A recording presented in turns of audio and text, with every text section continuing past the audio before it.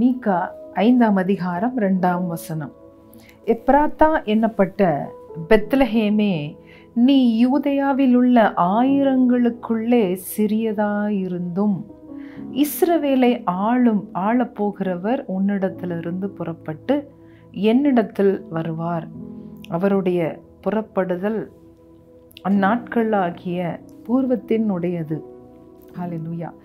பாருங்க, இந்த வசனத்தை நம்ம பார்க்கும்போது முக்கியமாக நம்ம கவனிக்கக்கூடிய ஒரு காரியம், யூதேயாவில் உள்ள ஆயிரங்களுக்குள்ளே சிறியதாயிருந்தும். ஹல்லேலூயா.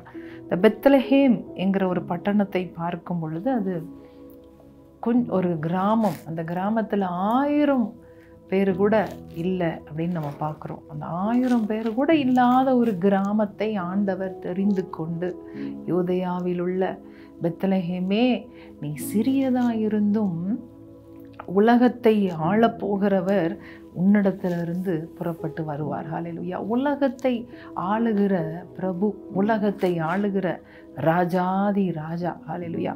கர்த்தத்துவத்தை தோளில் மேல் உடையவர். ஹல்லேலூயா. பிறந்த இடத்தை பார்க்கும் பொழுது ஒரு சிறிய ஒரு கிராமம், கொஞ்சம் பேர் இருந்த ஒரு கிராமம். இன்றைக்கும் கூட ஆண்டவர் இது மூலமாக நம்மை பார்த்து சொல்ல விரும்புகிற ஒரு காரியம் என்னவென்றால், நம்ம எவ்வளவு சிறியவர்களாக, நம்ம எவ்வளவு கொஞ்சமானவர்களாக இருந்தாலும், நம்ம எவ்வளவு அற்பமானவர்களாக இருந்தாலும், ஹல்லேலூயா, நம்ம எவ்வளவு சின்னவர்களாக இருந்தாலும், ஹல்லேலூயா, ஆண்டவர் நம்மை தெரிந்து கொண்டு, ஹல்லேலூயா, நம் மூலமாய் செய்ய வேண்டிய காரியங்கள் அவர் கட்டாயம் செய்வார். ஹல்லேலூயா. நம்ம எவ்வளவு சிறியவர்களாக இருக்கிறோம் என்பது அவருக்கு ஒரு மேட்டரே கிடையாது.